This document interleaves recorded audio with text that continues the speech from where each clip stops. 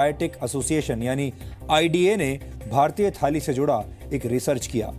इस रिसर्च के मुताबिक पिछले 30 वर्षों से भारतीय भोजन की ताकत और उसके पोषक तत्व लगातार कम हो रहे हैं। आपने अक्सर बड़े बुजुर्गों को यह कहते हुए सुना होगा कि पुराने जमाने में भोजन की बात ही कुछ और हुआ करती थी। हर चीज शुद्ध होती थी और आपका खाना शरीर को लगता था। बड़े बुजुर्गों की यह बात अब सच साबित हो रही है।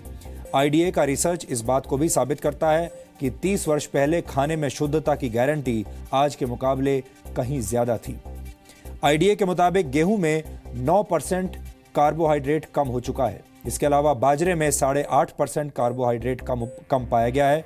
पिछले 30 वर्षों में मूंग की दाल में आयरन कंटेंट 6.12% कम हो गया है, जबकि मसूर की दाल में प्रोटीन 10% कम पाया गया। प्रोटीन हमारे शरीर के लिए बहुत जरूरी पोषक तत्व है और इसकी कमी से कई तरह की बीमारियां होती हैं।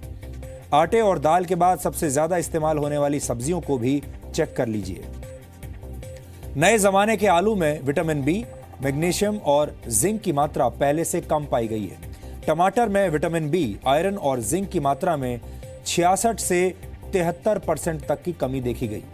फलों की बात करें तो सेब में आयरन कंटेंट पहले के मुकाबले 60% कम हो चुका है, यानी लो हीमोग्लोबिन और एनीमिया से पीड़ित लोगों को सिर्फ सेब के भरोसे अब नहीं रहना चाहिए।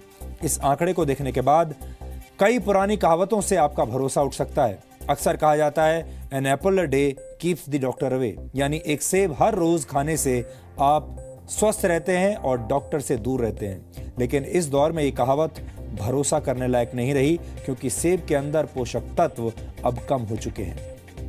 आईडीए ने इस रिसर्च को तैयार करने में नेशनल इंस्टीट्यूट ऑफ न्यूट्रिशन के फूड कॉम्पोजिशन टेबल का इस्तेमाल किया है।